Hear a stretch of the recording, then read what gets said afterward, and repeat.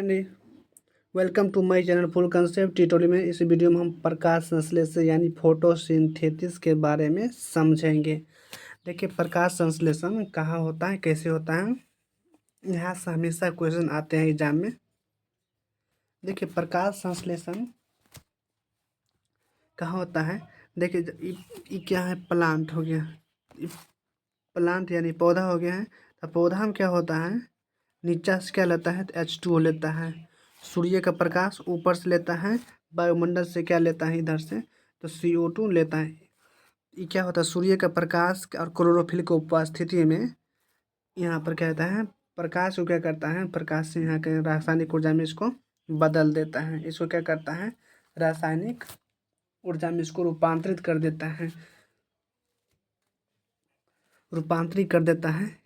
तो इस कैसा रिएक्शन हो जाएगा, ये रासायनिक अभिक्रिया हो जाएगा, रासायनिक रिएक्शन या केमिकल रिएक्शन, ये हो जाएगा प्रकाश संश्लेषण वाला।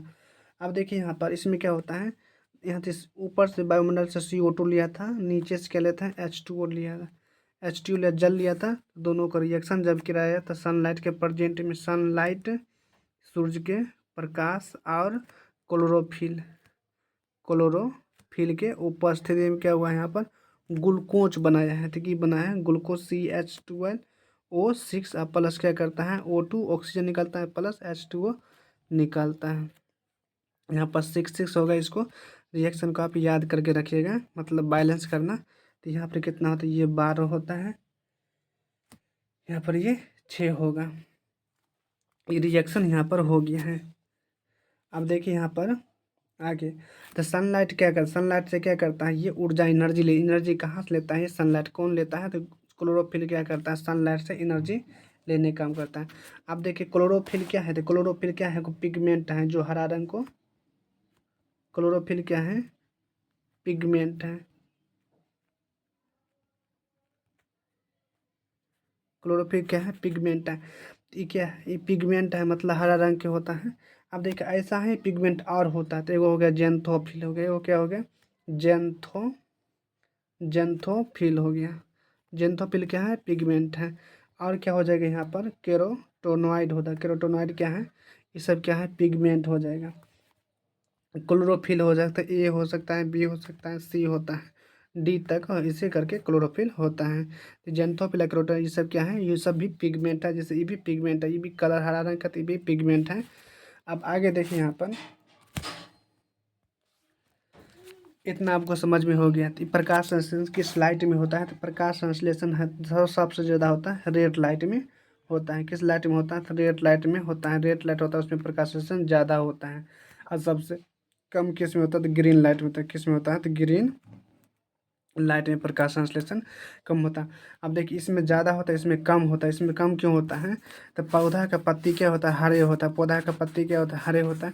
तो हरा रंग हरा पर जब पड़ता है तो क्या करता है, ये रिफ्लेक्शन कर देता है, यानी परावर्तन कर देता है, वापस उसको भेज देता है। तो इससे क्या होता है, इसमें कम होता है। ये आपको समझ में आ गया होगा।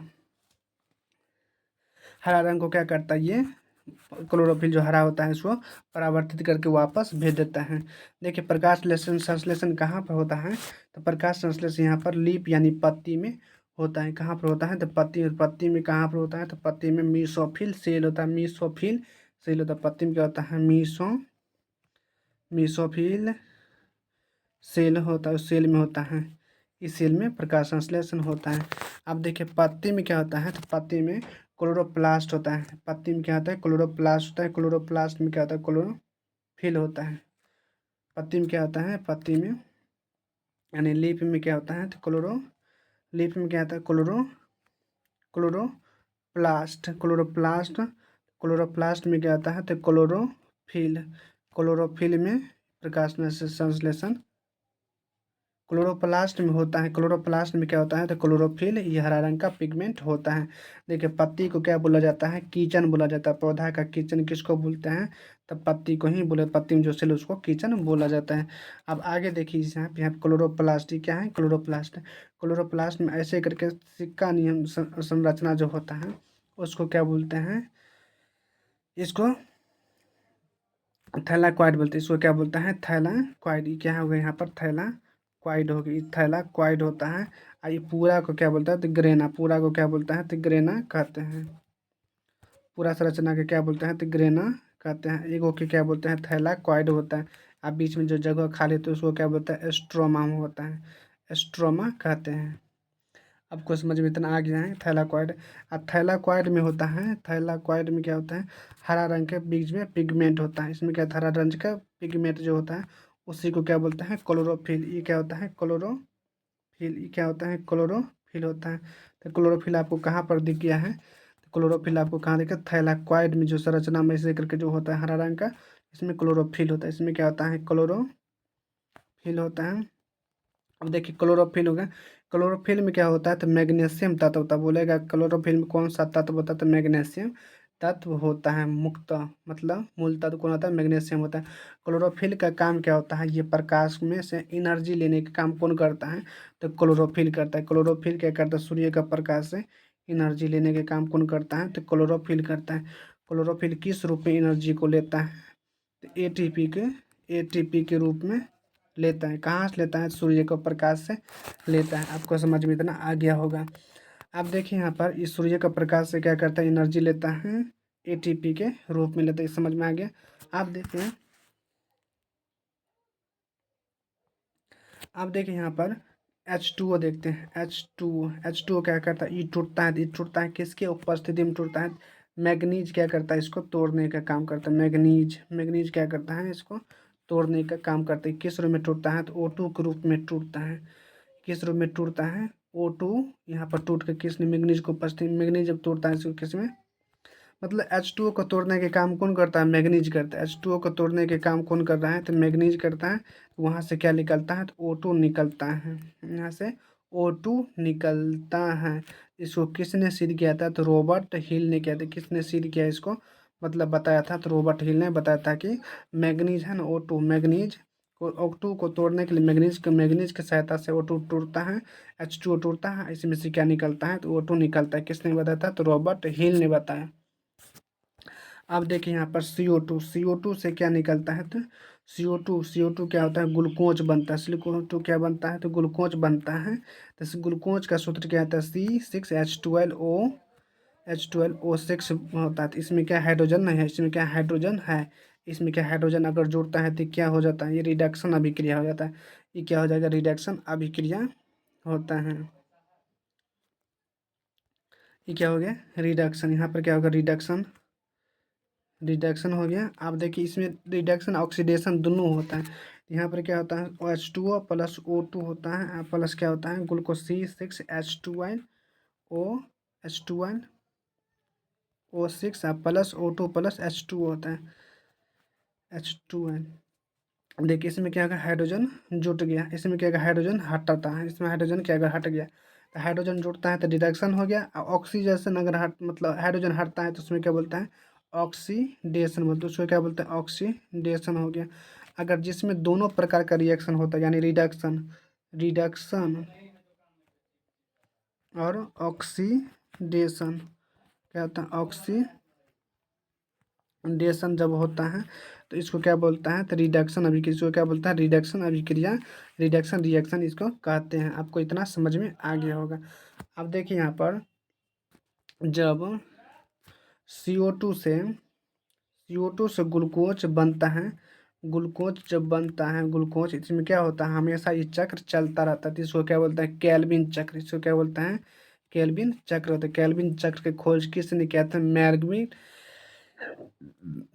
केल्विन ने किया था। क्या क्या था, मेलविन केल्विन ने इसको खोज किया था। देखिए कहाँ पर ये खोजा गया था, कोलेरा जो होता है, कोलेरा जो होता है, कोलेरा में क्या होता है, कोलेरा में 90% क्या होता है, प्रोटीन होता है। कोलेरा में क्या होता है, 90% क्या होता है, प्रोटीन होता है। इसको कहाँ ले जाने के काम करता है, तो अंतरिक्ष में। अंतरिक्ष यात्री होता है, इसी कोलेरा को ले जाता है ताकि यहाँ से प्रोटीन मिल सकते। इसी में खोजा गया था केल्विन चक्र। किसने खोजा था, मेलविल केल्विन ने खोजा था। आप देखिए यहाँ से, आपको यहाँ से पढ़े थे क्या, थैलाक्वाइड होता है। ये क्या होता है, थैलाक्वाइड हो गया। बीच में क्या था, ग्रेना। ये पूरा को मिला के ग्रेना होता है। ये थैलाक्वाइड हो गया, ये स्ट्रोमा हो गया। अब देखिए ये स्ट्रोमा हो गया, तो स्ट्रोमा में क्या होता है, डार्क रिएक्शन। स्ट्रोमा में क्या होता है, डार्क रिएक्शन होता है। स्ट्रोमा में क्या होता है, डार्क रिएक्शन। स्ट्रोमा में क्या होता है, डार्क रिएक्शन होता है। स्ट्रोमा में डार्क रिएक्शन होता है। अब ग्रेना में क्या होता है, तो लाइट रिएक्शन होता है। ग्रेना में क्या होता है, तो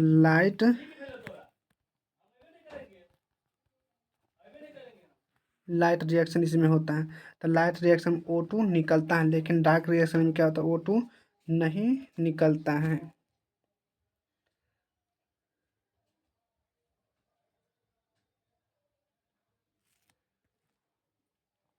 आपको इतना समझ में आ गया होगा। अब देखिए यहाँ पर बैक्टीरिया में, कुछ बैक्टीरिया हैं, उस बैक्टीरिया में क्या होता है, बैक्टीरिया में फोटोसिंथेसिस, बैक्टीरिया के फोटोसिंथेसिस होता है, बैक्टीरिया में फोटोसिंथेसिस होता है, लेकिन उसमें क्या होता है, O2 नहीं निकलता है।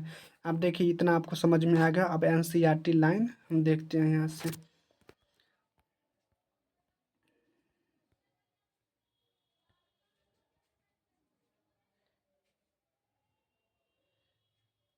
देखिए यहाँ पर क्या है, सपोसी पोषण है।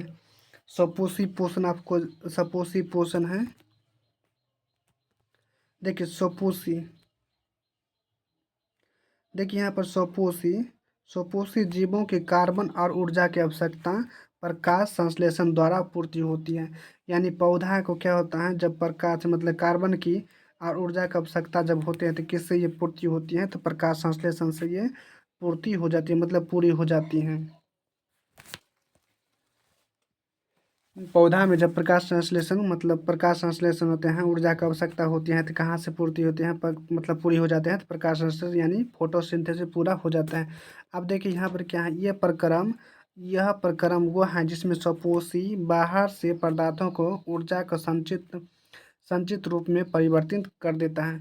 मतलब बाहर क्या है, यहाँ बाहर से पदार्थों, बाहर से क्या लिया था, तो CO2 लिया था प्लस H2 लिया था। इस दोनों को मिला कर जब रिएक्शन होता है, क्या है, ऊर्जा के रूप में ग्लूकोज बन गया। ग्लूकोज जब टूटेगा तब उसको ऊर्जा मिलेगा। यहाँ से बोल रहा है ऊर्जा के रूप में परिवर्तित करके कर देता है। ऊर्जा संचित रूप में परिवर्तित करके उसको स्टोर कर लेते हैं। स्टोर किस रूप में करता है, स्टार्च के रूप में करता है। किस रूप में करता है, स्टार्च यानी मंड के रूप में क्या करता है, स्टोर करके रख लेता है पौधा। अब देखिए यहाँ पर ये पदार्थ प्रकाश संश्लेषण, ये पदार्थ है ना, ये पदार्थ कार्बन डाइऑक्साइड और जल के लिए गए सूर्य का प्रकाश और क्लोरोफिल की उपस्थिति में कार्बोहाइड्रेट यानी ग्लूकोज हो गई, ये परिवर्तित किए जाते हैं। कार्बोहाइड्रेट पौधा को ऊर्जा प्रदान करने के उपयुक्त होते हैं। यानी ग्लूकोज जब टूटता है, यानी कार्बोहाइड्रेट जब टूटता है, तो पौधा क्या होता है, यहाँ से ऊर्जा मिलता है।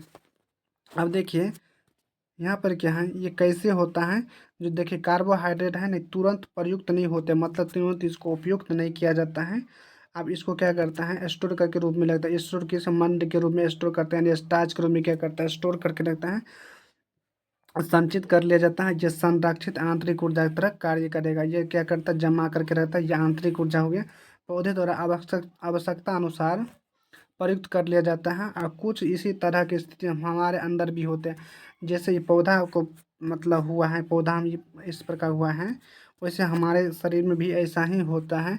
हमारे शरीर में क्या होता है, खाए के भोजन के मतलब व्युत्क्रम ऊर्जा को कुछ भाग हमारे शरीर के ग्लाइकोजन के, जो हमारे पास ज़्यादा हो जाता है, उसको क्या करते हैं हम लोग ग्लाइकोजन के रूप में कहाँ का स्टोर कर लेते हैं, तो लीवर के पास स्टोर कर लेते हैं। लीवर के पास ये क्या होता है, स्टोर कर लेता है। हमारे शरीर में लीवर के पास स्टोर होता है। पौधा किस रूप में करता है, तो स्टार्च के रूप में क्या करता है, स्टोर करता है। जड़ तना पत्ती कहीं पर भी कर सकते हैं, याद रखिएगा, जड़ तना पत्ती में भी कहीं पर ही करता है।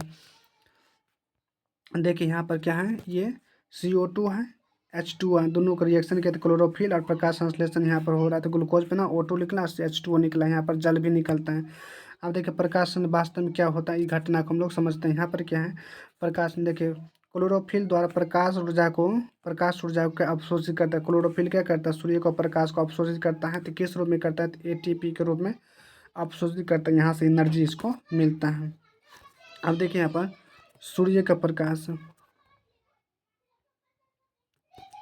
देखिए सूर्य के मतलब प्रकाश ऊर्जा को रासायनिक ऊर्जा में रूपांतरित करना। याद रखिएगा फोटोसिंथेसिस किस प्रकार अभिक्रिया है, तो रासायनिक अभिक्रिया है, मतलब केमिकल रिएक्शन हो जाएगा। और जल अणुओं को हाइड्रोजन के रूप तथा ऑक्सीजन के रूप में अपघटन करता है। जल को क्या करता है, हाइड्रोजन ऑक्सीजन के रूप में अपघटन करते हैं यानी तोड़ता है। कार्बन डाइऑक्साइड होता है ना, कार्बन डाइऑक्साइड जो ग्लूकोज रूप में क्या होता है, रिडक्शन यानी अपचयन होता है। यहाँ पर अपचयन मतलब रिडक्शन हो जाता है। कार्बन डाइऑक्साइड का कार्बोहाइड्रेट के रूप में अपचयन हो जाता है या रिडक्शन हो जाता है। अब देखिए यहाँ पर क्या है, देखिए यहाँ पर क्या है, यह आवश्यकता नहीं है कि यह चरण तत्काल के बाद तुरंत बाद होता है, ये तुरंत नहीं होता है। उदाहरण के लिए यहाँ से इसको हटाइए, यहाँ मरुस्थलीय बीज होता है। जो रेगिस्तानी पौधा होता है, पौधे रात्रि में क्या करते हैं, कार्बन डाइऑक्साइड लेते हैं और मध्यस्थ उत्पाद बनाते हैं, मतलब आधा उत्पाद बनाते हैं। दिन में क्लोरोफिल की ऊर्जा अवशोषित करके वह अंतिम उत्पाद बनाता है, आधा बना कर रखता है, और दिन में जब प्रकाश ऊर्जा ऊर्जा लेता है तो क्या करता है, उसका अंतिम उत्पाद यानी ग्लूकोज बना कर रख देता है। तो पूछेगा कि अंतिम उत्पाद क्या है, तो ग्लूकोज यहाँ पर हो जाएगा, इसका करेक्ट आंसर हो जाएगा। अगला देखिए हम, किस प्रकार प्रकाश संश्लेषण के लिए किस प्रकार आवश्यकता होती है, कच्चे सामग्री कहाँ से आवश्यकता वो देखते हैं। यहाँ से देखिए ध्यानपूर्वक बोल रहा है कि आप ध्यानपूर्वक एक पत्ती का अनुप्रस्थ काट को सूक्ष्मदर्शी द्वारा अवलोकन करेंगे। 5.1 में ऊपर में दिखा रहा है। आप नोट करेंगे कि कुछ कोशिकाओं में हरे रंग के बिंदु दिखाई देते हैं। जो हरे रंग के जो बिंदु मतलब कोशिकांग है उसे क्लोरोप्लास्ट कहते हैं। क्लोरोप्लास्ट कहते हैं। इसमें क्लोरोप्लास्ट में क्या होता है, क्लोरोफिल होता है। आइए हम एक क्रिया करके दर्शा जो प्रकाश संश्लेषण की क्लोरोफिल की आवश्यकता होती है। प्रकाश संश्लेषण के लिए क्लोरोफिल की आवश्यकता होती है। आपको यहाँ पर दिख रहा होगा, ये बिंदु जो दिख रहा है ये क्या है, हरित लवक, यही है। यहाँ पर ये क्लोरोप्लास्ट हो गई, क्लोरोप्लास्ट हो गया। इसी के बारे में बोल रहे हैं यहाँ पर।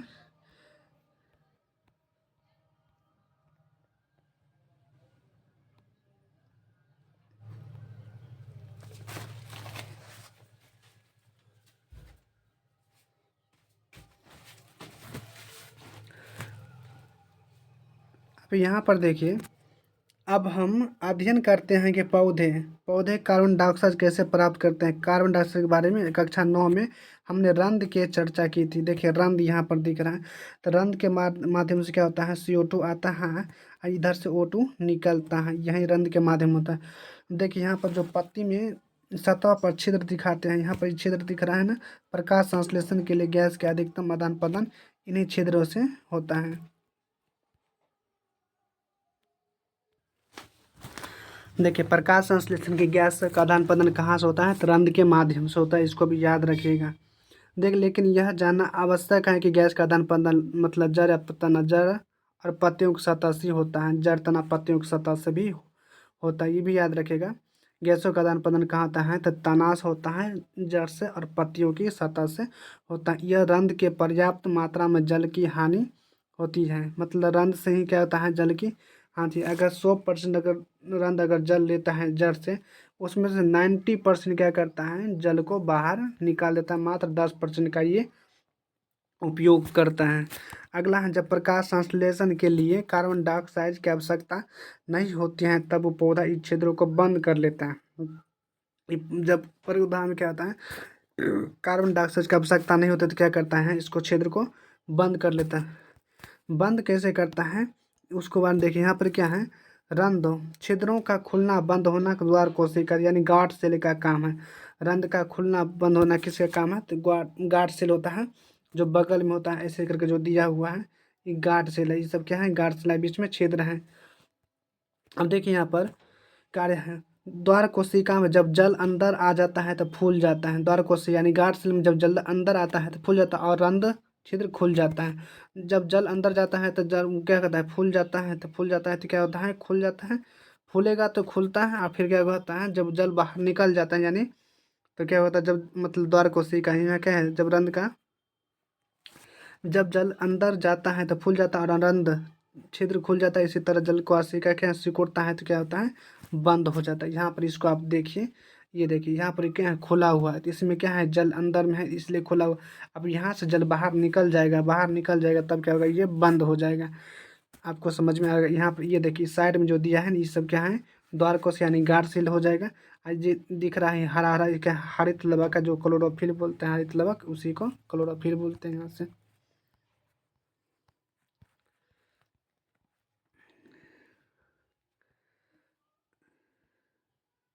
देखिए यहाँ पर क्या है, अब देखिए, प्रकाश संश्लेषण के लिए सूर्य के प्रकाश की आवश्यकता होती है। देखिए, अब तक हमने चर्चा कर चुके हैं स्वपोषी अपने ऊर्जा की आवश्यकता, ऊर्जा की पूर्ति कैसे करते हैं। तो ऊर्जा की पूर्ति कैसे करते हैं, तो सूर्य के प्रकाश के उपस्थिति, सूर्य के प्रकाश से ऊर्जा की पूर्ति करते हैं यहाँ से। लेकिन उन्हें अभी भी अपने शरीर के निर्माण के लिए अन्य कच्ची सामग्री की आवश्यकता होती है, जो स्थल। आप देखिए, शरीर के निर्माण के लिए अन्य कच्चे सामग्री की आवश्यकता होती है। तो स्थलीय पौधे प्रकाश संश्लेषण के लिए जल की पूर्ति जड़ों के और मिट्टियों में उपस्थित जल अवशोषण से करते हैं। पौधा क्या होता है, पौधा अपने जल का पूर्ति जल से करता है, जड़ से करता है, जड़ों द्वारा मिट्टी में जो उपस्थित जल होता है उसको अवशोषण करते हैं।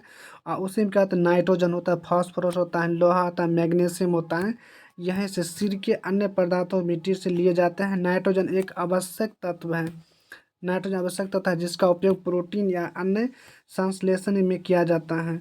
अब देखिए, कार्बनिक का नाइट्रेट का नाइट्रेट के रूप में लिया जाता है। देखिए, पौधा क्या करता है, डायरेक्ट नाइट्रोजन नहीं लेता, उसको क्या करता है, चेंज कर देता है। चेंज करने के काम कौन होता है, बैक्टीरिया होता है। जो राइजोबियम नामक बैक्टीरिया आप पढ़े तो उसी बैक्टीरिया क्या करता है, नाइट्रोजन का नाइट्रेट के रूप में क्या करता है, चेंज करता है। नाइट्रेट का नाइट्रेट के रूप में लिया जाता है, चेंज करता है वहीं से, वही कार्बनिक पदार्थ के रूप में लिया जाता है। इसे जीवाणु वायुमंडलीय नाइट्रोजन से बनाता है। यहाँ से ये किस लिए लेता है नाइट्रोजन, तो याद रखिएगा, प्रोटीन बनाने के लिए। प्रोटीन होता है, प्रोटीन या अन्य यौगिक संश्लेषण करने में क्या जाता है, याद रखिएगा। तो कहाँ से होता है नाइट्रोजन, तो जल से या वायुमंडलीय से क्या करता है, वहाँ से लेता है। आपको समझ में आ गया होगा। तो वीडियो अच्छी लगी तो लाइक कमेंट एंड सब्सक्राइब कर लीजिएगा। वीडियो देखने आपका धन्यवाद।